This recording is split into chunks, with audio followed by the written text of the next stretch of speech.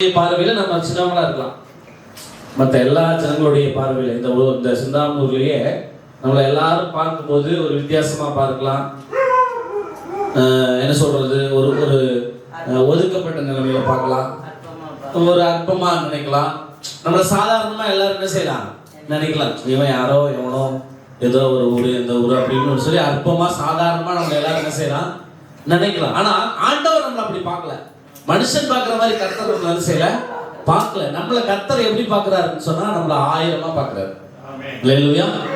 நம்ம ஒவ்வொருத்தரையும் 1000 பேரை கர்த்தர் என்ன செய்யறாரு பார்க்கிறாரு. மனுஷன் நம்மளை பார்க்கும்போது இவன் எந்த ஜாதி, இவன் எந்த ஜாதி, இவன் எந்த மதம், இவன் கருப்பா இருக்கிறானா, இவன் சிகப்பா இருக்கிறானா, இவன் வசதி உள்ளவனா, இவன் வசதி இல்லாதவனா, இவன் உயரமா இருக்கிறானா, இவன் குள்ளமா இருக்கிறானா, இவன் பணக்காரனா ஏழையா, இப்படிதான் மனுஷர்கள் நம்ம என்ன செய்வாங்க. அவங்களுடைய பார்வை அப்படிதான் இருக்கும். நீங்க யோசிச்சு பாருங்க, உங்களை ஒருத்தர் பாக்குறாங்க, அவங்க எப்படி உங்களை பாக்குறாங்க? அன்பா பாக்குறாங்களா, இறக்கத்தோடு கருணையோடு பாக்குறாங்களா? இல்ல, இவன் வசதியானவனா பாக்குறாங்க, இவன் வசதியானவனான்னு பாக்குறாங்க. ரெண்டாவது இவன் பணக்காரனா அப்படின்னு பாக்குறாங்க. மூணாவது இவன், ஒரு சிலர் என்ன செய்வாங்க, அவங்களுடைய அழக முகத்தை கலர் பார்ப்பாங்க, இவங்க அழகா இருக்கிறாங்களா அப்படின்னு பார்ப்பாங்க. ஒரு சிலர் என்ன செய்வாங்க, இவங்க இப்படி இருக்கிறாங்களே, இவ்வளவு வசதியா இருக்கிறாங்க அப்படின்னு சொல்லி என்ன செய்வாங்க, அவனுடைய வசதி வாய்ப்புகளை அவனுடைய வீட்டெல்லாம் பார்ப்பாங்க. மனுஷன் இப்படிதான் பார்ப்பான். எல்லா மனுஷனும் நம்ம கிட்ட இருக்கக்கூடிய பொருளாதாரத்தை தான் பார்ப்பானே தவிர நம்ம கிட்ட இருக்கிற குறைவுகளை பிரச்சனைகளை அவன் என்ன செய்ய மாட்டான், பார்க்க மாட்டான். ஆனா ஆண்டவர் நம்மளை எப்படிமா பார்க்கிறாரு, 1000 பார்க்கிறாரு. அல்லேலூயா. அதனாலதான் இன்னைக்கு இந்த இடத்துல நாங்க இருக்கிறோம், ஒரு வீட்டுல இப்படி ஒரு ஜெப வீட்டை நடத்துறோம் அப்படின்னா நம்மளை சுத்தி இருக்கிறவங்க எத்தனையோ பேர் எப்படியோ நம்மளை பார்க்கலாம், எப்படி வேணா நம்ம என்ன செய்யறாங்க பார்த்துட்டு போறாங்க. இதே ஊர்ல எங்களோடு பிரயாணம் பண்ணவங்க எங்களை எப்படி வேணா பாக்குறாங்க, எங்களை விட்டு போனவங்களும் எங்களை எப்படி வேணா செய்யறாங்க பாக்குறாங்க. அவங்க யார் எப்படி பார்த்தாலும் எனக்கு கவலை இல்லை, என்ன கர்த்தர் எப்படி பாக்குறாரு, நம்மள எல்லாரையும் ஆண்டவர் எப்படி பாக்குறாரு, அதுதான் நமக்கு தேவை. அதை மாத்திரம் நம்ம மனசுல வச்சோம்னா நம்ம அடுத்தடுத்து முன்னேறி போயிட்டே இருக்கலாம். ஒருத்தன் நம்மளை பார்த்து தப்பு சொல்றான் அப்படிங்கிறதுக்காக அவனுக்காக நம்ம வாழல, இன்னொருத்தன் நம்மளை பார்த்து ஒரு குறை சொல்றான்னா அவனுக்காக நம்ம என்ன செய்யல வாழல. ஏன் அப்படின்னா நம்மளை கர்த்தர் எப்படி பார்க்கிறாரு அப்படிதான் நம்ம பார்க்கணும். அல்லேலூயா. ஆண்டவர் நம்மளை 1000 பார்க்கும்போது மனுஷன் நம்மை 0வா பார்த்தாலும் நமக்கு கவலையே கிடையாது. மனுஷன் நம்மளை 0வா பார்க்கட்டும், 1ஆ பார்க்கட்டும், 2ஆ பார்க்கட்டும், எப்படி வேணா பார்த்துட்டு போறான். ஆனா ஆண்டவர் என்னை 1000 பார்க்கிறார். ஏன்னா எனக்குள்ளதான் ஆண்டவர் 1000 வச்சிருக்கிறார். அல்லேலூயா. அதனால அந்த வாக்குத்தத்தத்தை கூட நீ சின்னவன் தான், ஆனா உனக்குள்ள இருக்கக்கூடிய இயேசு கிறிஸ்து பெரியவர். வேதம் சொல்லுகிறது, உன்னில் உலகத்தில் இருக்கிறவனில் உன்னில் இருக்கிறவர் பெரியவர். என்ன எல்லாரும் சொல்றாங்க, ரொம்ப சின்ன பையன், வயசுலயோ அல்லது அனுபவத்திலேயோ அல்லது படிப்புலையோ அல்லது வசதியிலையோ அல்லது நிறத்திலேயோ எல்லாத்திலுமே நான் சின்ன பையனா இருந்துட்டு போறேன். ஆனா நான் சின்னவனா இருந்தாலும் எனக்குள்ள இருக்கிற ஆண்டவர் எப்படிப்பட்டவர், பெரியவர். அல்லேலூயா. சின்ன தாவீதுக்குள்ளதான் யார் இருந்தாரு, பெரிய ஆண்டவர் இருந்தார். கோலியாத்து பெரிய ஆள், பெரிய மாம்சம் அல்ல, அவனோட யார் இல்ல, ஆண்டவர் இல்ல. ஒரு ஆடு மேய்க்கிற பையன் தாவீது, அவனோட அந்த சின்ன பையனோட கர்த்தர் என்ன செய்யறாரு இருக்கிறார். அவனை கொண்டு அந்த கோலியத்தை கர்த்தர் வீழ்த்துகிறார். அல்லேலூயா. அப்போ நம்ம இங்க சின்னவங்களா, வசதி குறைந்தவர்களா, அனுபவம் இல்லாதவர்களா இருந்தாலும் நம்ம கொண்டு கர்த்தர் பெரிய காரியங்களை செய்கிறேன்னு சொல்லி இருக்கும்போது நம்மளை யார் எப்படி பாக்குறாங்க அப்படின்னு சொல்லி நம்ம யோசிக்கவே வேண்டாம். அல்லேலூயா. ஏன்னா இன்னைக்கு எல்லா மனுஷருக்கும் பிரச்சனை என்ன தெரியுமா, எனக்கு கடன் இருக்குதே அப்படிங்கிறத விட எனக்கு எவ்வளவு கடன் இருக்குதுன்னு அவனுக்கெல்லாம் தெரிஞ்சு போச்சே அப்படிங்கிறதுதான் பிரச்சனை. ஆமாவா இல்லையா? எனக்கு கடன் இருக்குதே அப்படிங்கிறதுலாம் பிரச்சனையே கிடையாது. எனக்கு இவ்வளவு கடன் இருக்குது அவனுக்கெல்லாம் என்ன போச்சு தெரிஞ்சு போச்சே, அதுதான் பிரச்சனையே. அதனாலதான் நமக்கு நிம்மதியே போகுது. என்னது? அதனாலதான் நமக்கு நிம்மதியே போகுது. அப்போ நம்ம யோசிக்க வேண்டிய விஷயம் இதுதான். மற்றவங்க நம்மளை என்ன நினைப்பான், அடுத்தவன் என்ன நினைப்பான், எத்த வீட்டுக்காரன் நினைப்பான், சொந்தக்காரன் என்ன நினைப்பான், அடுத்தவங்க நம்மளை என்ன நினைப்பாங்கன்னு நம்ம நினைச்சு நம்ம வாழ்க்கை என்ன பண்ணிட்டோம், வீணா போயிட்டோம். யாரோ என்னமோ நினைச்சிட்டு போறாங்க. நமக்கு அது தேவையே கிடையாது. நமக்கு அது தேவையா? அவன் என்ன நல்லவன்னு சொன்னாலும் எனக்கு கொடுக்க போறது இல்லை, என்ன கெட்டவன்னு சொன்னாலும் எனக்கு உதவி செய்ய போறது இல்லை. அப்போ நம்ம முதல்ல செய்ய வேண்டியது என்ன தெரியுமா? மத்தவங்க என்ன நினைக்கிறாங்க அப்படிங்கறத முதல்ல விட்டுணும். கர்த்தர் என்ன குறிச்சு என்ன நினைக்கிறார், என்னுடைய மனைவி என்ன குறிச்சு என்ன நினைக்கிறார், என்னுடைய கணவன் என்ன குறிச்சு என்ன நினைக்கிறார், என்னுடைய பிள்ளைகள் என்ன குறிச்சு என்ன நினைக்கிறாங்க, அதுதான் நமக்கு வேணும். ஆனா நம்ம மனைவியை மதிக்கிறது இல்லை, புருஷனை மதிக்கிறது இல்லை, பிள்ளைங்களை மதிக்கிறது இல்லை, நம்ம வேலை செய்யற முதலாளியை மதிக்கிறது இல்லை. எவனோ எங்கேயோ இருந்து எதையோ ஒன்று சொல்லியிருப்பான், ஆனா நம்மளை போய் இவன் இப்படி சொல்லிவிட்டானேன்னு சொல்லி அவனுக்காக நம்ம என்ன செய்யறோம்? நம்ம அதையே நினைச்சு நம்ம வாழ்க்கையை வீணாக்கிறோம் இல்லையா? எடுத்த வீட்டுக்காரன் வந்து நல்ல சாப்பாடு சாப்பிட்றான் அப்படிங்கிறதுக்காக நாம தினமும் வாழை இலையை வாங்கிட்டு வந்து அந்த இலையில நெய்யை தடவியே போட முடியும்? அப்படி போட முடியுமா? முடியாது, கண்டிப்பா முடியாது. அதனால அடுத்தவங்க நம்மளை என்ன நினைக்கிறாங்க அப்படிங்கிற சிந்தை நம்மளை விட்டு போனாதான் நம்முடைய வாழ்க்கையில நம்ம முன்னேற முடியும். நம்மளை குறிச்சு யாரோ என்னமோ நினைச்சிட்டு போறான், நமக்கு தேவையில்லை. நம்மளை குறிச்சு கடவுள் என்ன நினைக்கிறார், இயேசு என்ன நினைக்கிறாரு, அதான் எனக்கு தேவை. ஏன்னா இதே ஊர்ல எங்களை குறிச்சு யார் என்ன நினைச்சாலும் நாங்க இன்னைக்கு வரைக்கும் கவலைப்பட்டதே கிடையாது. ஏன்னா நான் யாருன்னு கடவுளுக்கு தெரியும், என் மனைவி யாருன்னு எனக்கு தெரியும், நான் யாருன்னு என் மனைவிக்கு நல்லாவே தெரியும். அடுத்தவங்க என்னை குறிச்சு என்ன நினைச்சா என்ன? அழகா உலகத்துல வந்து நம்முடைய முன்னோர்கள் பாட்டு பாடி இருக்கிறாங்க, வாழ்ந்தாலும் பேசும் தாழ்ந்தாலும் பேசும் வையகம் அப்படின்னு சொல்லியிருக்கிறாங்க. நம்ம நல்லா வாழ்ந்தாலும் இவனுக்கெல்லாம் இப்படி ஒரு வாழ்க்கையா அப்படின்னு பேசுவாங்க. நம்ம கெட்டு போனாலும், நான் அப்பவே சொன்னேன், இவன் வாழ்க்கையில் என்ன பண்ண மாட்டான், உருப்பட மாட்டான். அப்ப நம்ம கெட்டு போனாலும் உலகம் பேசும், நம்ம நல்லா வாழ்ந்தாலும் உலகம் பேசும். அதனால யார் என்ன பேசினாலும் அதை கண்டுக்க வேண்டிய அவசியமே இல்லவே இல்லை. யார் நம்மளை குறிச்சு என்ன பேசினாலும் கண்டுக்காதீங்க. ஏன்னா நம்ம சின்னவங்களா மற்றவங்களுடைய பார்வைக்கு தெரியலாம், ஆனா நம்மளை குறிச்சு கர்த்தர் என்ன சொல்றார்? சின்னவனுக்குள்ள நான் ஆயிரத்தை வச்சிருக்கிறேன், நான் சின்னவனுக்கு என்ன பண்ணிக்கிறேன், ஆயிரத்தை வச்சிருக்கிறேன். அதனால நான் சின்னவன் என்ன செய்யாத, ஒரு நாளும் மனசு விடாத. ஐயோ இந்த ஊர்ல நிறைய பேர் நல்லா சம்பாதிக்கிறாங்க, நல்லா வசதியா வாழ்றாங்களே, நம்மளால வாழ முடியலையே வருத்தப்படாதீங்க. உங்களை விட மோசமா வாழ்றவங்களாம் உண்டு.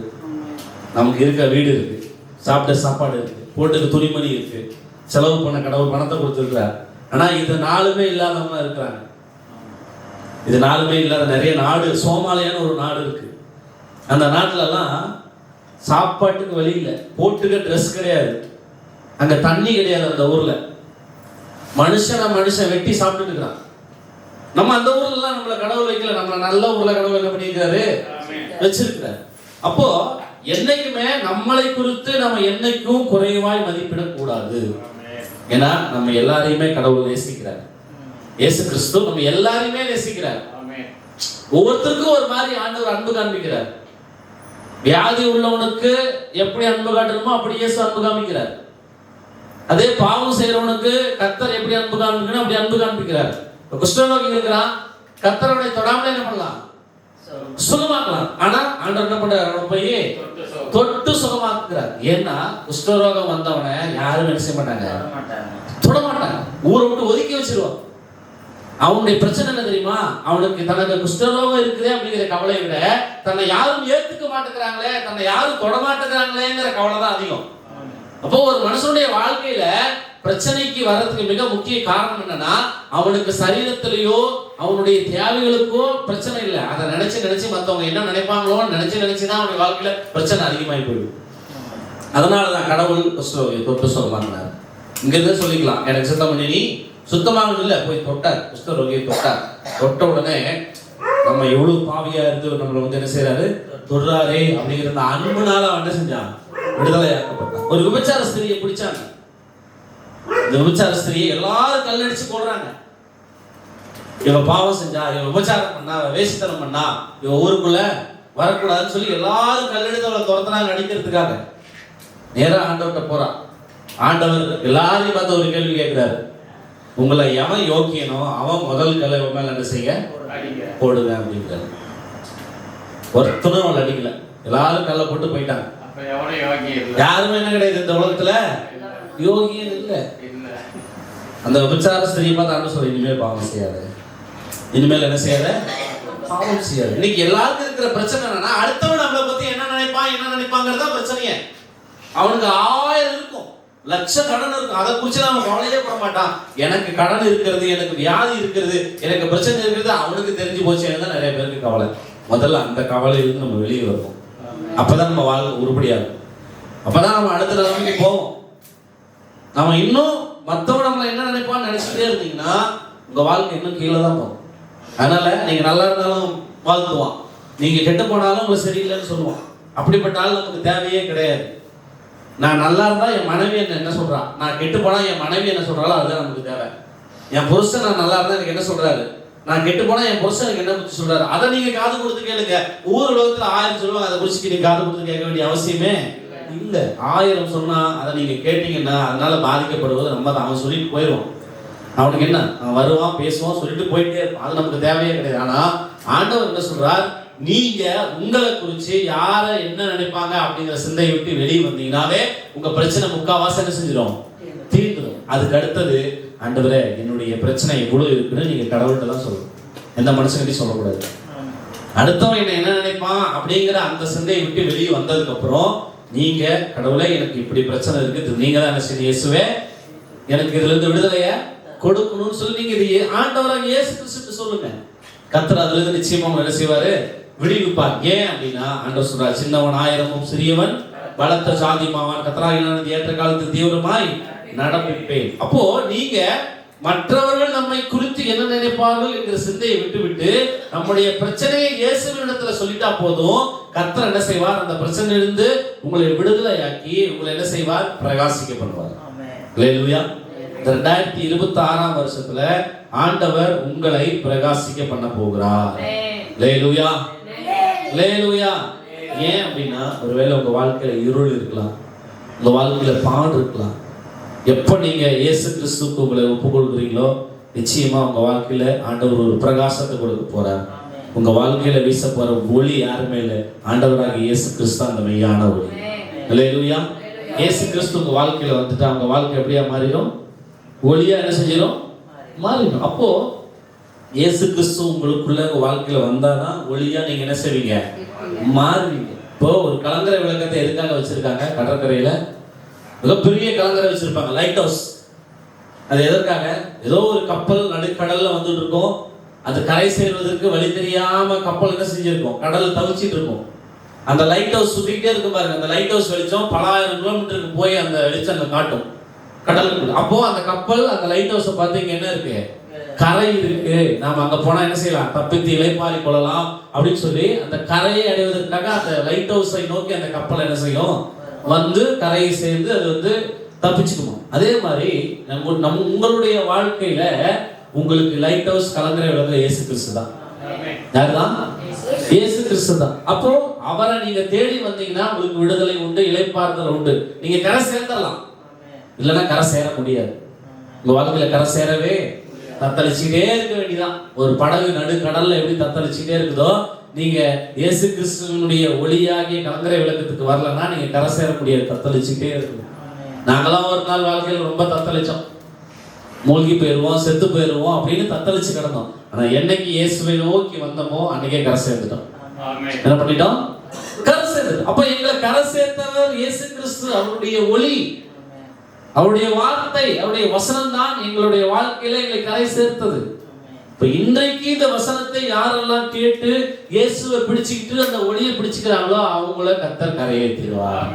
அல்லேலூயா. 2026 வருஷத்துல யார் யாருடைய வாழ்க்கையெல்லாம் தத்தளிப்பில் இருக்கிறதோ அவருடைய வாழ்க்கையை கர்த்தர் கரையேற்றுவார். ஒன்று பிரகாசிக்கப்பட்டவார், இரண்டாவது அவங்களை கர்த்தர் கரையேற்றுவார். அவருடைய வாழ்க்கையில இருந்து என்ன செய்வாரு, கரையேற்றி கொண்டு வந்து பாதுகாப்பான இடத்துல வைப்பார். எப்படிப்பட்ட இடம், மிகவும் பாதுகாப்பான இடத்துல ஆண்டவர் கொண்டு போய் என்ன செய்வாரு, வைப்பார். அப்போ பரிசுத்த வேதாகமத்துல நிறைய பேர் தங்களுக்கு பிரச்சனைகள் வரும்போது கடவுளை தான் தேடுறாங்க. கடவுளை தேடும் போது அவங்களுக்கு அந்த பிரச்சனையிலிருந்து ஒரு மிகப்பெரிய விடுதலை கடவுள் என்ன செய்யறாரு, கொடுக்கிறார். அப்போ நாமும் இந்த 2026 வருஷத்துல பிரச்சனை வரும்போது கடவுளை தேடுறவங்களா இருந்தா நிச்சயமா கடவுள் விடுதலை என்ன செய்வாரு, கொடுப்பார். வாசிக்கலாம் நியாயாதிபதிகளின் புஸ்தகம் 6ஆம் அதிகாரம்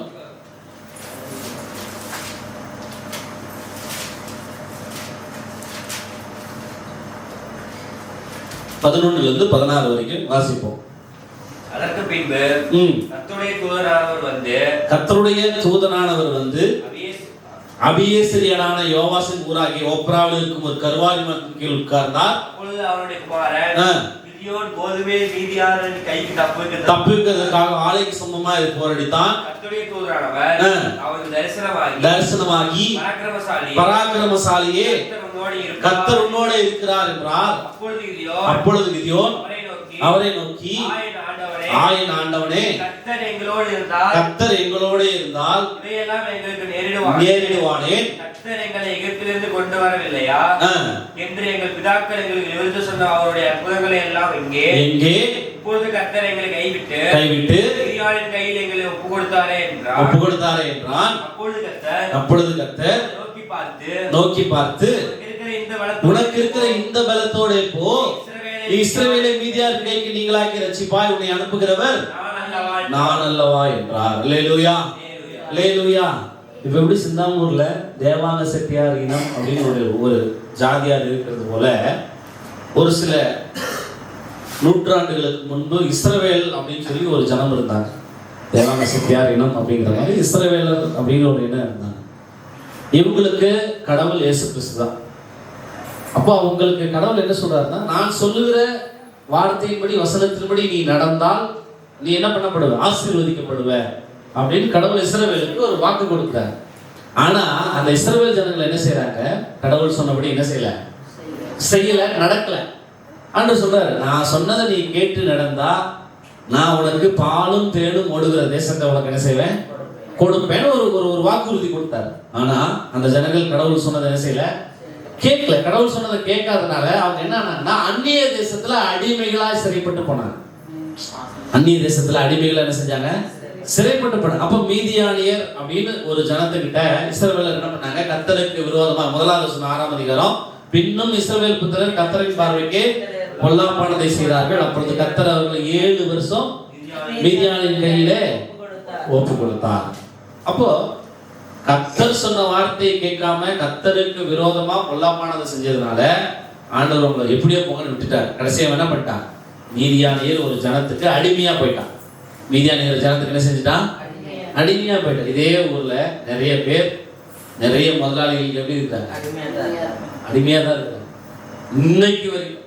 நானும் பார்க்குறேன் 35 வருஷமா இந்த ஊர்ல இன்னும் ஒரு சிலர் ஒன்னா அந்த முதலாளிட்டு அடிமையா இருக்கிறான், இல்லையா அங்க பணத்தை கொடுத்துட்டு இன்னொரு முதலாளிட்டு பணத்தை வாங்கி அவங்களுக்கு போய் எப்படி இருக்கிறான்?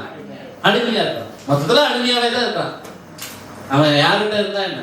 இப்ப இந்த வீட்டுல அடிமையா இருந்தான்னா அந்த வீட்டுல அடிமையா இருந்தானே, எல்லாம் ஏதாவது ஒரு வீட்டுல அப்படியே இருந்தான், அடிமையாவே தான் இருக்கு. இப்ப அந்த அடிமைத்தனத்துக்கு காரணம் என்ன அப்படின்னு சொன்னா, அந்த அடிமைத்தனத்துக்கு காரணம் அவங்களே தான். யார் தான்? அந்த பணத்தை வாங்கினாங்க பாத்தீங்களா, அவங்களே தான் அந்த அடிமைத்தனத்துக்கு காரணம். 30,000 வாங்கிட்டு அங்கிருந்து அடுத்த இடத்துக்கு போகும்போது எத்தனாயிரமா மாறுது? 50,000 மாறி. இந்த 50,000 கட்ட முடியாம திரும்ப இன்னொரு இடத்துக்கு போகும்போது இது 1 லட்சம் என்ன செஞ்சிருது? மாறிடுது. இது வாழ்க்கையினுடைய வளர்ச்சி கிடையாது. இது அடிமைத்தனத்திலும் அடிமைத்தனம். இது எப்படிப்பட்டது? அடிமைத்தனத்திலும் அடிமைத்தனம். இன்னொன்னு, அவங்க அந்த முதலாளிங்க அவங்க என்ன பண்றாங்க? சாதகமா பயன்படுத்திக்கிறாங்க. இப்போ நீ 50,000 பாக்கி வாங்கியிருக்கிற, நீ என்கிட்ட நெசவு நேர, இது உன்னால கட்ட முடியல, உன் மனைவியை என் வீட்டுக்கு என்ன செய்ய வேலைக்கு அனுப்பு. அவங்களுக்கு இங்கே என்ன செய்யற வேலை? அவரை அடிமையாக்குனது இல்லாத அவருடைய மனைவியை என்ன செய்யறாங்க? அடிமைக்கிறாங்க. அது மாத்திரமல்ல, நீ எங்கேயோ போய் குடியிருக்காத, நானே உனக்கு வீடு விடுறவா, நீ இல்லைன்னா காசு வாங்கி நீங்க என்ன செஞ்சிருவேன்? ஓடி போயிடுவாங்க. என் வீட்லயே நீ என் கண் முன்னாடி தானே இருக்கணும், குடி இருக்கணும்னு சொல்லி ஒட்டு மொத்தத்துல அவங்களுக்கு ஒரு செயல் மாதிரி. அப்படிப்பட்ட ஒரு அடிமைத்தனத்துல இந்த ஊர்ல நிறைய பேர் இருக்காங்க. பட்டு ஓட்டினா தான் வீடு, வரி ஓட்டினா தான் வீடு, கூலி கம்மியா கொடுத்து நீனே அவன்கிட்ட குடியிருக்கல, வாடகை இல்லாம நான் கொடுக்குற கூலி வாங்கிக்கோ, உனக்கு என்ன வசதி வேணுமா கேள்வி, நான் செஞ்சு தரேன். நாங்களும் இதே ஊர்ல அப்படி அடிமையா இருந்தவங்க தான். 28 வருஷத்துக்கு முன்னாடி ஒரு போன முதலாளிகிட்ட அவங்க சொல்றதுதான் கேட்கணும், அவங்க கொடுக்குற கூலி தான் வாங்கிக்கணும், 5 ரூபா சேர்த்து கேட்டு கூட கொடுக்கல, நான் கொடுக்குற கூலி தான், இஷ்டப்பட்டா இல்லைன்னா போ அப்படின்லாம் சொல்லிட்டாங்க. அதே உங்கள்கிட்ட பாக்கி வாங்கி நாங்களும் இதே ஊர்ல அடிமையா தான் இருந்தோம். ஆனா அந்த அடிமைத்தனத்திலிருந்து ஆண்டவர் என்ன பண்ணிட்டாரு? விடுதலை பண்ணிட்டாரு. நாங்க இன்னைக்கு அடிமையா யாருக்கும் அடிமை? நாங்க இயேசுவுக்கு மட்டும்தான் அடிமை. அல்லேலூயா. அப்போ இந்த அடிமைத்தனத்துல அந்த ஜனங்கள் போய் சிக்கிக்கிறாங்க. அந்த அடிமைத்தனத்துல ஜனம் சிக்கிக்கும் போது அந்த அடிமைத்தனத்துல இருந்து எங்களை மீட்டு கொண்டு வரணும்னு சொல்லி இஸ்ரவேலில ஒரு கிதியோன் அப்படின்னு சொல்லி ஒரு மனுஷன் இருக்கிறான். இப்போ அவன் கேட்கிறான், ஆண்டவரே இப்படி எங்களை மீதியானியர் கையில் ஒப்பு கொடுத்துட்டீங்களே, எங்க பிதாக்களுக்கெல்லாம் நீங்க அற்புதம் செஞ்சீங்கன்னு நாங்க கேள்விப்பட்டோமே, எங்க அப்பா அம்மாவெல்லாம் வனாந்தரத்துல என்ன பண்ணீங்க, எகிப்துல இருந்து விடுதலையாக்கி வனாந்தரத்துல கூட்டிட்டு வந்தீங்களே, அதெல்லாம் நாங்க கேள்விப்பட்டோமே, அந்த அற்புதம்லாம் இப்ப எங்கப்பா, அந்த அரிசியெல்லாம் எங்க ஆண்டவரே அப்படின்னு சொல்லி போய் கிதியோன் கேட்கலாம். இப்ப ஆண்டவர் சொல்றாரு 14வது வசனம், அப்பொழுது கர்த்தர் அவனை நோக்கி பார்த்து, உனக்கு இருக்கிற இந்த வெள்ளத்தோட போ, நீ இஸ்ரவேலை மீதியான் கைக்கு நீங்களாக்கி ரட்சிப்பாய், உன்னை அனுப்புகிறவர் நான் அல்லவா என்றார். அவன் சொல்றாரு, கிதியோனே உன்னை அனுப்புறதுனா ஒரு மனுஷன் உன்னை அனுப்பல, கர்த்தராகிய ஆண்டவர் நான் உன்னை என்ன செய்றேன் அனுப்புறேன், நீ போய் மீதியானவர் கூட யுத்தம் பண்ணு, உன்னை அனுப்புகிறவன் நான் அல்லவா, நீ அவனோட போய் யுத்தம் பண்ணு அப்படின்னு சொல்லி சொல்றாரு. அப்ப அதுக்கு என்ன சொல்றான் கிதியோன்? அதற்கு அவன், என் ஆண்டவரே நான் இஸ்ரவேலை எதினாலே ரட்சிப்பேன், இதோ மனாசே என் குடும்பம் மிகவும் எளியது, என் தகப்பன் வீட்டில் நான் எல்லாரிலும் சிறியவன் என்றான். அல்லேலூயா. என்ன சொல்றான்? இவ்வளோ பெரிய இஸ்ரவேல் ஜனம் இருக்கிறாங்க, இதுல மனாசே கோத்திரத்துல பிறந்தனா என்னுடைய குடும்பம் சின்னது, நானும் ரொம்ப ரொம்ப சின்னவாண்டவரேன், என்ன ரொம்ப ரொம்ப சின்னவனா இருக்கிறேன்னா இவ்வளவு பெரிய மீதியானியரை போய் நான் எதிர்த்து எப்படி போரிட முடியும், எதிர்த்து எப்படி போரிட முடியும்? இவ்வளோ கோடிக்கு அதிபதியா இருக்கிற ஒரு முதலாளி கிட்ட 50,000 கடனை வாங்கிட்டு நான் எப்படி இருக்கிறேன், அடிமையா இருக்கிறேன், நான் எப்படி போய் இந்த முதலாளிட்ட இருந்து வெளியே வர்றது? அப்படி இருக்குது கிதியோன் கேட்கறது. ஆமாவா இல்லையா? எங்க முதலாளிக்கு கோடிக்கணக்கில் சொத்து இருக்கு, கோடிக்கணக்கில் பணம் இருக்குது, நான் அவர்கிட்ட ஒரு 1 லட்சம் ரூபாய் பாக்கி வாங்கிட்டு எப்படி இருக்கிறேன், அடிமையா இருக்கிறேன், நான் ரொம்ப ரொம்ப சின்னவன். இவ்வளவு பெரிய கோடிகளுக்கு அதிபதிக்கிற முதலாளி கிட்ட நான் ரொம்ப ரொம்ப சின்னவனா இருக்கிறேன்னா எப்படி அவங்க கிட்ட நான் மீண்டும் வெளியே வர்றது? இதெல்லாம் நடக்கிற காரியமா? இதெல்லாம் ஆகுமா? நான் எங்க போவேன் 1 லட்சம் ரூபாய் பணத்துக்கு? அப்படிங்கிற மாதிரி கிதியோன் கேட்கிறான். அவன் சொல்றான், அழகா சொல்றான், மனாசேயில என் குடும்பமும் சின்னது, நானும் ரொம்ப ரொம்ப சின்னவன் அப்படின்னு சொல்லி சொல்றான். அப்ப அதுக்கு கடவுள் பதில் சொல்றாரு அவனுக்கு. அதற்கு கர்த்தர், நான் உன்னோட கூட இருப்பேன், ஒரே மனுஷனை முறியடிப்பது போல நீ மீதியானியரை முறியடிப்பாய் என்றார். அல்லேலூயா, அல்லேலூயா. எப்பா ஓனர் வேணா கோடீஸ்வரனா இருக்கலாம், ஆனா அவனுக்கு எஜமான் ஒருத்தர் இருக்கிறார், அது யாரு இல்லை, நான் தான். அது யார் தான்? நான் தான். அந்த முதலாளிக்கும் ஒரு எஜமான் இருக்கிறாருன்னா அவர் யார் தான்? ஆண்டவராக இயேசு கிறிஸ்து தான். அப்ப அவர் சொல்றாரு, உனக்கு வேணா அவர் பெரிய கோடீஸ்வரனா இருக்கலாம், ஆனா என்னுடைய பறவையில் கோடீஸ்வரன் கிடையாது. அந்த ஓனர் இருந்து உன்னை விடுதலையாக்க என்னால முடியும். சொல்லுங்க, அந்த முதலாளிகிட்ட, உலக முதலாளிகிட்ட இருந்து விடுதலையாக்க பிரதான முதலாளிய இயேசு கிறிஸ்துவால முடியும். அதுக்கு நாங்கெல்லாம் சாட்சி. நாங்கெல்லாம் அப்படி ஒரு முதலாளிகிட்ட அடிமையா இருந்தோம், அந்த அடிமைத்தனத்திலிருந்து பிரதான எஜமானராக இயேசு கிறிஸ்து என்ன பண்ணாரு, விடுதலையாக்கினார். அப்போ இந்த ஊர்ல அப்படி அடிமைத்தனத்தில் இருக்கிற யாரெல்லாம் இயேசுவே இந்த அடிமைத்தனத்திலிருந்து என்ன விடுதலையாக்குன்னு கேட்கிறாங்களோ அவங்கள இயேசு அந்த அடிமைத்தனத்திலிருந்து நிச்சயம் என்ன செய்வாரு, விடுதலையாக்குவார். அப்போ அவன் சொல்றான், நான் சின்னவன். நான் யாரு? சின்னவன். இந்த சின்னவனால எதிர்த்து போரிட முடியாது. ஆண்டவர் சொல்ற, உன்னோட நான் இருக்கிறேன். உன்னோட யார் இருக்கிறா? அப்போ உலகத்தில் இருக்கிறவனிலும் உங்களில் இருக்கிறவர் பெரியவர் என்கிற வார்த்தையை கிதியோனுக்கு ஆண்டவர் நினைவுறுத்துகிறார். அல்லேலூயா. நீ போ, உனக்கு இருக்கிற பலத்துல போ, உன் கூட யார் இருக்கிறா? வானத்தையும் பூமி உண்டாக்கிய சர்வ வல்லமையுள்ள தேவனாகிய கர்த்தர் உன்னோட நான் என்ன செய்றேன், இருக்கிறேன். இப்போ இந்த ஊர்ல ஒரு பெரிய முதலாளி கோடீஸ்வரர் இருக்கிறாரு, அவர்கிட்ட நம்ம ஒரு 50,000 பாக்கி வாங்கி இருக்கிறோம், நம்மளால வெளியே வர முடியல, நம்மளை அடிமைப்படுத்திட்டான். அவன்கிட்ட இருந்து விடுதலை ஆகணும்னா நமக்கு நிறைய வழிகள் இருக்குது. அரசாங்கமும் அதுக்கு உதவி செய்யுது. யாரும் கொத்தடிமை இருக்கிறது அரசாங்கத்துல சட்டம் கிடையாது.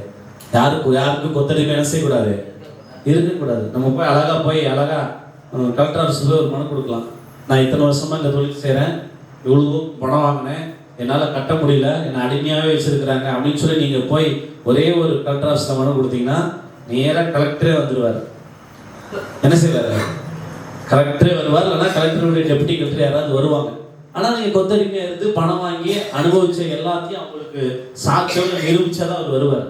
வந்தார்னா அவன் எவ்வளவு பெரிய கோடீஸ்வரனாக இருந்தாலும், அவன் எவ்வளவுதான் கிலோ கணக்கில் தங்கம் வச்சிருந்தாலும் கலெக்டர் ஆர்டருக்கு மதிச்சுதான். கலெக்டரோட ஆர்டருக்கு என்ன பண்ணி தான் மரியாதை கொடுத்தாகணும். ஏன் அப்படின்னா அவன்கிட்ட இருக்கிற கோடியை விட கலெக்டர் இருக்கிற அதிகாரம் பெருசு. அவன்கிட்ட இருக்கிற கோடிக்கணக்கான பணத்தை விட கலெக்டர் இருக்கிற அதிகாரம் ரொம்ப ரொம்ப, அதே மாதிரி தான் இயேசுநாதர்கிட்ட இருக்கிற அதிகாரம் ரொம்ப ரொம்ப பெருசு. அல்லேலூயா. யார் வந்தாலும், பிசாசே வந்தாலும் நடுநடுங்கி ஓடி போயிடுவான். பிசாசே வந்தாலும் என்ன செய்வான்? கல்லறையிலிருந்து ஒருத்தன் புறப்பட்டு வரான். பிசாசு நிறைந்த ஒருத்தன் கல்லறையிலிருந்து ஒருத்தன் புறப்பட்டு வரான். இயேசுநாதர் வராரு, நேரா ஓடி போய் அவன் ஆண்டவர் கால் வந்து, ஆண்டவரே என்னை வேதனைப்படுத்தாதபடிக்கு உண்மை வேண்டி ஜெபம் பண்ணுது. பிசாசு வேண்டிக் கொள்கிறேன். பிசாசு ஜெபம் பண்ணுது, ஐயோ ஆண்டவரே என்ன ஒண்ணும் பண்ணிடாதீங்க. ஆனா நம்ம ஊர் உலகத்துல பேய் என்ன செய்யறோம்? பயந்துக்கிறோம். ஆனா ஒன்னே ஒண்ணு, பேய்க்கு பயப்படாதவங்க கிறிஸ்தவங்க மட்டும்தான். அல்லேலூயா. பேய்க்கு பயப்படாதவங்க யாரு? கிறிஸ்தவங்க. பேய்க்கு பட மாட்டான். ஆனா பேய் எங்களை பார்த்து பயந்து. எந்த பேயா இருந்தாலும், ரத்த காட்டேரியா இருந்தாலும் சரி, எந்த காட்டு எங்களை பார்த்து அந்த பேய் என்ன செய்யும்? பயந்து. ஏன்னா என்ன பார்த்து அது பயப்படல, எனக்குள்ள இருக்கிற இயேசுவை பார்த்து என்ன செய்யுது? பயப்படுது. எங்க பையனை இப்ப வண்டி எடுத்துட்டுல நடந்து பாரப்பட்டி வழியா சிந்தாமூர் படம் போயிட்டு வந்துருவான் என் பையன். ஏன்னா அவனுக்கு பிசாசுங்கிறது சர்வசாதாரணம். நாங்க நிறைய பேருடைய மரணத்துல நாங்களே அவங்களை தூக்கி சுமந்து அடக்கம் பண்ணி இருக்கிறோம். அதுல முதல்ல எங்க பசங்க நிற்பாங்க. ஏன்னா அவங்களுக்கு அந்த பயம்லாம் கிடையவே கிடையாது. எங்க பிள்ளைகளை ஆரம்பத்துல பிறக்கும் போது இருந்த பிசாசுக்கு எதிர்த்து நில்லடா, உன்னோட யார் இருக்கிறா? கர்த்தர் இருக்கிறா. பிசாசை காட்டிலும், இந்த உலகத்துல இருக்கிற மனுஷனை காட்டிலும் வல்லமை படைத்தவர் இயேசு கிறிஸ்து உன்னோடு இருக்கிறார். உன்னை எந்த தீய சக்தி ஒண்ணுமே பண்ண முடியாதுன்னு சொல்லி கொடுத்துதான் வளர்த்துருக்கோம். அதனால எங்க பசங்க எதுக்குமே பயப்பட மாட்டாங்க. யாருக்கும் பயப்பட மாட்டாங்க. பிசாசுக்கே பயப்பட மாட்டாங்க. மனுஷனுக்கு பயப்படுவாங்களா? பயப்பட மாட்டாங்க. ஏன்னா எங்களோட யார் இருக்கிறா? பெரியவர் இருக்கிறார், இயேசு இருக்கிறார். அல்லேலூயா. நாங்க சின்னவங்க தான். பைபிள் சொல்ற மாதிரி நாங்களும் சின்னவங்க தான், ரொம்ப பெரிய ஆள் கிடையாது. ஆனா எங்களோட இருக்கிற ஆண்டவர் பெரியவர். அதனால நாங்க யாருக்கும் பயப்பட மாட்டோம். பிசாசுக்கு நாங்க என்ன செய்ய மாட்டோம்? பயப்பட மாட்டோம். அதனால ஆண்டவர் இந்த வருஷத்துல 2026ல யாரெல்லாம் இயேசுவை நம்பி அவங்க எவ்வளவோ மோசமான அடிமைத்தனத்தினுடைய நிலைமையில சின்னவங்களா இருந்தாலும் வந்தாங்கன்னா முதல்ல கர்த்தர் அவருடைய வாழ்க்கையை பிரகாசிக்க பண்ணுவார். அல்லேலூயா. அடுத்தது ஆண்டவர் அவங்களுக்கு பாதுகாப்பான வாழ்க்கை என்ன செய்வாரு? கொடுப்பார். மூணாவது, அவங்க யாருக்கும் எதுவும் பயப்பட வேண்டிய அவசியமே கிடையாது. ஏன்னா அவங்களோட யார் இருக்கிறா? கர்த்தர் இருக்கிறா. அப்ப அந்த கிதியோனோட கர்த்தர் இருந்ததுனால அவன் என்ன செய்யறான்? 22,000 பேரை கூட்டிட்டு போறான். எத்தனை பேரை கூட்டிட்டு போறான்? 22,000 பேரை கூட்டிட்டு போறான். யார? மீதியானியரை முறியடிக்க. இப்ப ஆண்டவர் என்ன தெரியுமா சொல்றாரு? எதுக்கே எத்தனை பேரு? அந்த ஜனத்தை முறியடிக்கிறதுக்கு எதுக்கு எத்தனை பேரு? இதை விட, அதாவது என்ன சொல்றது, இந்த 22,000 பேர்ல ரொம்பவும் அற்பமா எண்ணப்பட்ட 300 பேரை தெரிந்து கொள். அற்பமா எண்ணப்பட்ட என்ன அர்த்தம்? எதுக்குமே உதவாம கூட இருப்பான் பாத்தியா, சோம்பேறியா, அப்படிப்பட்ட ஒரு 300 பேர் என்ன செய்ய கூப்பிட்டு போ. கூப்பிட்டு நேரா போய் எல்லாரும் என்ன செய்ய அதை எடுத்துட்டாரு அப்படின்னு சொன்னா, அந்த 300 பேர் பிரிக்கிறதுக்கு முன்னாடி சொல்றாரு 22,000 பேரும் போங்க, ஒரு ஆத்துல எல்லாரும் தண்ணி குடிக்க சொல்லு. எல்லாரும் ஒரு ஆறு வரும்போது என்ன செய்ய தண்ணி குடிச்சு, எவன் கையில தண்ணி எடுத்து முண்டு குடிக்கிறான், எவன் நாக்கால நக்கி குடிக்கிறான்னு பாரு அப்படிங்கிறார் இல்லையா? அப்படி ஒரு நம்ம ஊர்ல கீழ் ஜாதிக்காரர் மேல் ஜாதிக்காரர் வீட்டுல தண்ணி கேட்டா எப்படி குடிப்பாங்க தெரியுமா? கையை அப்படி கீழே இறக்கி குடிச்சிட்டா சொம்ப மேல தூக்கி ஊத்துவாங்க. இப்பவும் அந்த அன்னைகள் இன்னைக்கு நடக்குது. இன்னைக்கு நடக்குது. எங்க வீட்டுக்கு ஏதாவது நான் அந்த 2-3 பசங்க வருவாங்க, வேலைக்கு கூப்பிட்டா கூட அவன் தண்ணி வாங்கி குடிக்கிறது ஒண்ணு, பைப்ல வாங்கி குடிச்சிருவான், வாட்டர் கேன் குடிச்சிட்டு போயிடுவான். அப்படி இன்னமும் இருக்குது இந்த ஊர். அப்போ ஆண்டவர் சொல்றாரு, யாரெல்லாம் நக்கி குடிக்கிறாங்களோ அவங்க ஒரு பக்கம் நிறுத்து, கையில தூக்கி குடிக்கிறவங்க ஒரு பக்கம் நிறுத்து, 2 பேரும் 2ஆ பிரிங்கிறாரு. நிறைய பேர் கையில அள்ளியே குடிக்கிறான், நிறைய பேர் நக்கி நக்கி குடிக்கிறான். நக்கி நக்கி குடிக்கிற பாத்தியா, அவனுல இருந்து ஒரு 300 பேரை தேர்ந்தெடுக்கிறார். ஏன்னா அவங்களாம் வாழைப்பழ சோம்பேறி. வாழைப்பழ சோம்பேறி என்ன தெரியுமா? வளத்தை சோறோடான்னு சொன்னாங்களாம். அப்ப அவன் கேட்டானா, உரிச்சு விடுறாங்களா? அப்படியே வாயை குடிச்சிக்குவேன், சிரமமா இருக்கும் அப்படின்னு வாழைப்பழ சோம்பேறி. அந்த மாதிரி கையில தண்ணியை அள்ளி குடிக்க கூட சோம்பேறித்தனப்பட்டுக்கிட்டு நாய் மாதிரி நக்கி நக்கி ஆத்திரம் செய்யறான். கையில அள்ளி குடிச்சா நிறைய குடிக்கலாம். ஆமாவாலே நாட்கள் நக்கி நக்கி எவ்வளவு குடிக்க முடியும்? ரொம்ப கஷ்டம். அப்படிப்பட்ட சோம்பேறிகளா அந்த 300 பேரை கடவுள் மீதியானியோட அனுப்பு சொல்றார். அனுப்பு போ, நீ போய் இந்த 300 பேரை கூட்டிக்கிட்டு போ. போகும்போது சும்மா போகாத, ஒரு சட்டியில தீய போட்டு எடுத்துட்டு போ. ஒரு தீச்சட்டி எடுத்துட்டு என்ன செய் போ. அப்போ மீதியானியர் சூழ்ந்திருக்கிற அந்த படைகள் சூழ்ந்திருக்கிற இடத்தை சுத்தில அந்த 300 பேரை நிறுத்து. நான் சொல்ற நேரத்துல ஒரு கையில கத்தி எடுத்துட்டு தீச்சட்டி எடுத்து சொல்லுங்க, இது கர்த்தரின் பட்டயம், இது கிதியோனின் பட்டயம், சத்தம் போடுங்க அப்படின்னு சொல்லி சொல்றாரு. இதை செய்யறான். இந்த 300 பேரை வச்சு இந்த கிதியோன் செய்யறான். எப்படிப்பட்ட 300 பேரு? சோம்பேறியும் அற்புதமா எண்ணப்பட்ட 300 பேரை கூட்டிக்கிட்டு கிதியோன் கொண்டு போய் அந்த பாளைய கூட்டத்தை சுத்தி நிறுத்தி இது கர்த்தரின் பட்டயம் கிதியோன் பட்டயம் சொன்ன உடனே அங்க இருக்கிறவங்களாம் அலறி அடிச்சு ஓடான். ஒருத்தன் மேல ஒருத்தன் விழுந்து ஒருத்தன் அடிச்சுக்கிட்டு, எப்பா சாமி நாம இனிமே இங்க இருந்த உயிரோட இருக்க முடியாதுன்னு சொல்லி மீதியானியர் எல்லாம் இஸ்ரவேலுக்கு விரோதமா பாளையம் நல்லா விட்டுட்டு ஒண்ணு செய்றாங்க, ஓடி போயிடுறாங்க. கிதியோனும் சொல்றான், ஆண்டவரே நான் சின்னவன். நான் யாரு? சின்னவன். உன்னை கொண்டுதான் இந்த மீதியானியர் என்ன செய்ய போறேன், முறியடிக்க போகிறேன்னு கர்த்தர் கிதியோனை கொண்டு அந்த மீதியானியர் என்ன செய்யறாரு, முறியடிச்சு துரத்துறாரு. அல்லேலூயா. வெறும் 300 பேரை வச்சு பலாயிரக்கணக்கான ஜனங்களை கடவுள் துரத்துறாரு.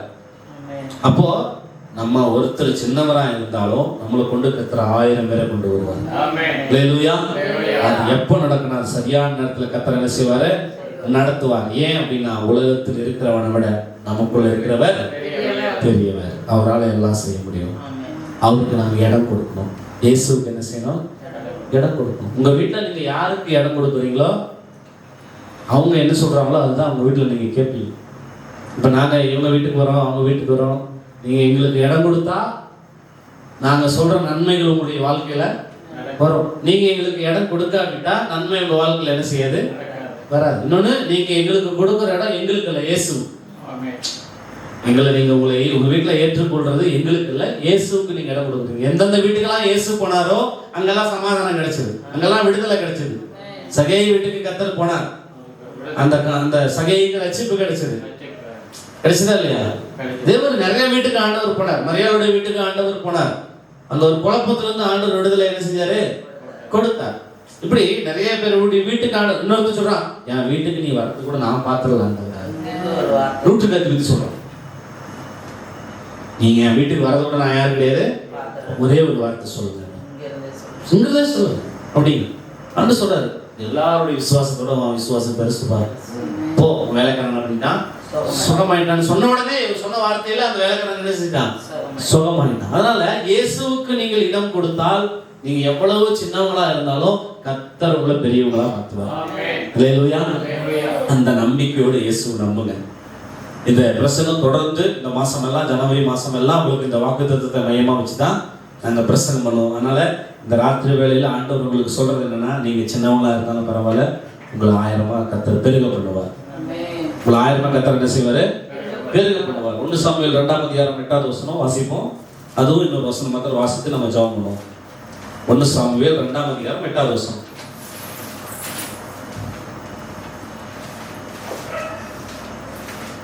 340 பக்கம். 1 சாமுவேல் 2:8. அவர் சிறியவனை புழுதியிலிருந்து எடுத்து எளியவனை குப்பையிலிருந்து உயர்த்துகிறார். அவர்களை பிரபுக்களோட உட்காரவும் மகிமையுள்ள சிங்காசனத்தை சுந்தரிக்கவும் பண்ணுகிறார். பூமியின் அஸ்திபாரங்கள் கர்த்தருடையவர்கள், அவரே அவைகளின் பூச்சக்கரத்தை வைத்தார். அல்லேலூயா. அவர் சிறியவனை எங்கிருந்து எடுக்கிறாரு, புழுதியிலிருந்து செய்றாரு, எடுக்கிறார். எளியவனை குப்பையிலிருந்து என்ன செய்கிறார், உயர்த்துகிறார். அவரை பிரபுக்களோடு உட்கார பண்ணுகிறார். அல்லேலூயா, அல்லேலூயா. ஆண்டவர் பாத்தீங்க அப்படின்னா ரொம்பவும் அற்பமா எண்ணப்பட்டவர்களை, ரொம்பவும் அதாவது இவெல்லாம் எதுக்குமே ஆக மாட்டான்னு எண்ணப்பட்டவங்களை எல்லாம் தான் ஆண்டவர் என்ன செய்றாரு, தூக்கி கொண்டு போய் சிம்மாசனத்துல உட்கார வைக்கிறார். எங்க உட்கார வைக்கிறாரு, சிம்மாசனத்துல உட்கார வைக்கிறார். யோசேப்பு ஆடு மேய்க்கிறவங்க கூட கிடையாது, ஆடு மேய்க்கிறவங்களுக்கு சாப்பாடு கொடுக்குறவங்க. ஆடு மேய்க்கிற வேலைக்கு கூட அவங்க அப்பா அவனை என்ன செய்யல, அனுப்பல. ஆடு மேய்க்கிறவங்களுக்கு சாப்பாடு கொண்டு போய் கொடுக்குற வேலைக்கு அவனை ஒரு அருமையான ஒரு வேலைக்கு அனுப்பிச்சாரு. அப்போ சாதாரணமான ஒரு யோசேப்பு அவனோடு கர்த்தர் இருந்தபடினால பின்னாடி ஒரு நாட்டுக்கே ஜனாதிபதியாகினார். அல்லேலூயா. அது எதனால அப்படின்னா, யோசேப்பு கர்த்தர் சொன்ன வார்த்தையின்படி கேட்டு நடந்ததுனால அவனை 40 வருஷத்துக்கு அப்புறம் ஒரு பெரிய தேசத்துக்கு என்ன செஞ்சாரு, அவர் அவனை ராஜாவாக மாற்றினார். ஏன்னா யோசேப்பு சின்னவன் தான், எல்லாரும் காட்டிலும் சின்னவன் தான். அதுக்கு முன்னாடி 10 பேர் அண்ணன் தம்பி இருந்தாங்க. யோசேப்புக்கு முன்னாடி பிறந்தவங்க 10 பேர். அதுக்கப்புறம் தான் யோசேப்பு பிறந்தார்.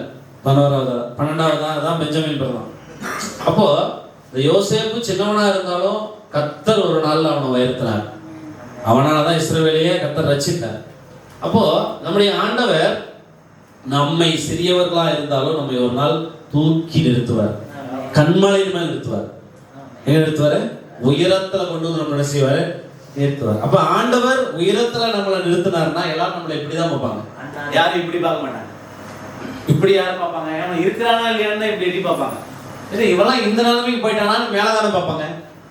மேல என்னடா ஒரு மாதிரி மேல பாக்குறேன்னு கேக்குறாங்கல்ல. அப்போ நம்ம சின்னவங்களா இருந்தாலும் கர்த்தரோடு இயேசுவோடு நம்ம இருந்தோம்னா நம்மளை எல்லாரும் அண்ணாந்து பாக்குறவங்க கர்த்தர் வைத்துவார். ஹல்லேலூயா.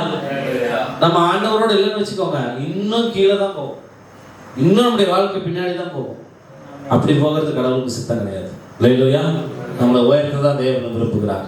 அடுத்ததாக 113ஆம் சங்கீதம் 7வது வசனம். சங்கீதம் 113:7.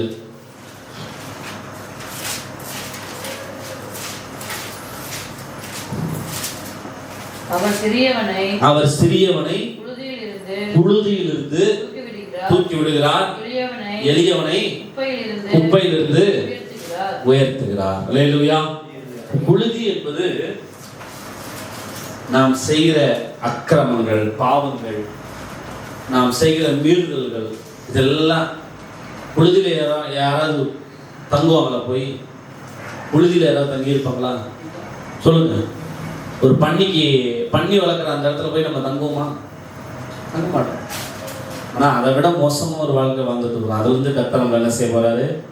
உயர்த்த போறார், தூக்கி எடுக்க போகிறார். எளியவனை குப்பையிலிருந்து என்ன பண்ண போறாரு?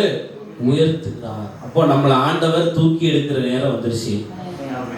உங்களை எல்லாரும் கடவுள் இயேசு தூக்கி எடுக்கிற நேரம் இந்த 2026 தான். இந்த 2026ல உங்களை கர்த்தர் தூக்கி எடுக்க போகிறார். எதுல இருந்து? உங்களுடைய அடிமைத்தனத்திலிருந்து, உங்களுடைய பாவத்திலிருந்து, உங்களுடைய வியாதியிலிருந்து, உங்களுடைய வறுமையிலிருந்து, உங்க கஷ்டத்திலிருந்து கடவுளை தூக்கி எடுக்க போகிறார். எடுத்து உங்களை உயரத்துல வைக்க போறார். அது இந்த 2026ல நடக்கும். நிச்சயமா கர்த்தர் இந்த ராத்திரியில உங்களுக்கு சொல்றாரு. இந்த 2026ல ரொம்ப சின்னவங்களா இருந்தாலும் பரவாயில்ல, உங்களை கர்த்தர் உங்களுடைய அடிமைத்தனத்திலிருந்து மீட்டு உங்களை உயரத்துல வைக்க போறாரு. இதை நம்பினீங்கன்னா அது நடக்கும். இது விசுவாசித்தான் நடக்கும். வேதம் சொல்லுது, நீ விசுவாசித்தால் தேவனுடைய மகிமையை காண்பாய். என்னுடைய கண்களே கண்டதுன்னு பக்தன் சொல்றான். இந்த கண்ணே பார்த்து கர்த்தர் செய்தது அப்படிங்கிற. அப்போ கர்த்தர் இந்த 2026ல உங்களை அந்த புழுதியிலிருந்து, பாவத்திலிருந்து, அடிமைத்தனத்திலிருந்து, வேதனையிலிருந்து, வியாதிலிருந்து கர்த்தர் உங்களை தூக்குறேன்னு சொல்லிட்டார். அப்படி தூக்கணும்னா நீங்க யார் கையில இருக்கணும்? கர்த்தர் கையில இருந்தாதான் கர்த்தர் உங்களை தூக்குவார். கர்த்தர் கையில இல்லைன்னா அவங்க என்ன செய்ய மாட்டார்? அவரு தூக்க மாட்டார். நம்ம அப்பா அம்மா நம்ம கையை பிடிச்சு நடந்தாங்கன்னா நமக்கு பாதுகாப்பு உண்டு. அவங்க கையை விட்டுட்டு நம்ம நடந்தா நமக்கு என்ன கிடையாது? பாதுகாப்பு இல்லை. அதே மாதிரி தான் ஆண்டவருடைய கையை பிடிச்சிட்டு நடந்தீங்கன்னா உங்களை கடவுள் அந்த கையை பிடிச்சி தூக்கி விடுவார். உங்களுக்கு பாதுகாப்பு கிடைக்கும். அவர் கையை நீங்க விட்டுட்டீங்கன்னா உங்களுக்கு பாதுகாப்பு இல்லை. உங்களுக்கு என்ன கிடையாது? மேய்ப்பனோடு இருக்கிற வரைக்கும் தான் ஆட்டுக்கு பாதுகாப்பு.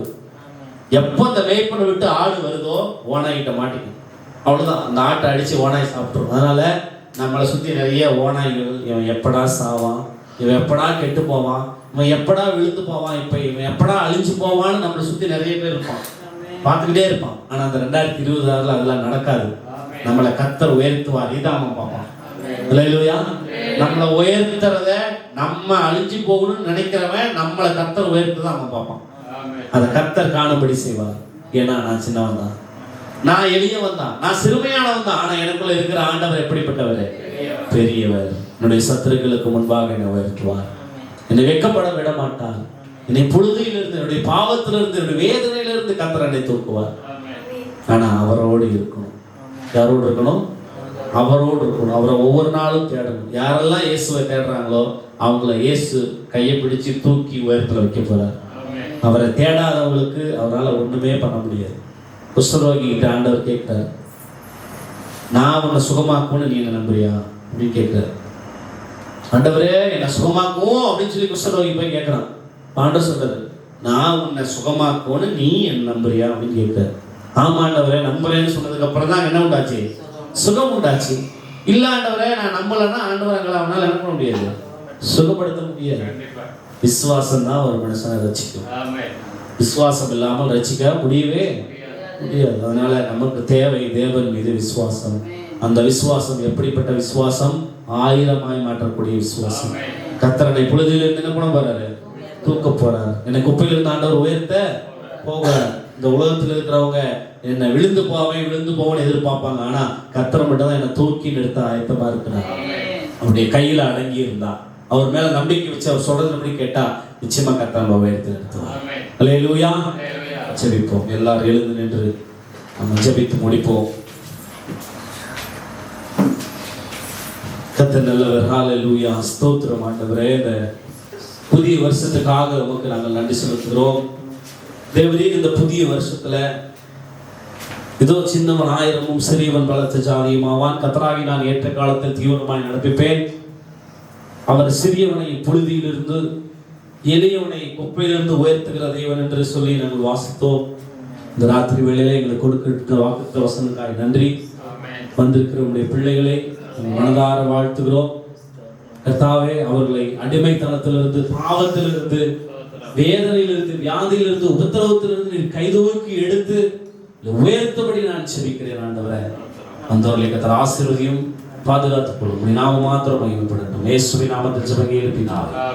நான் கர்த்தருக்கு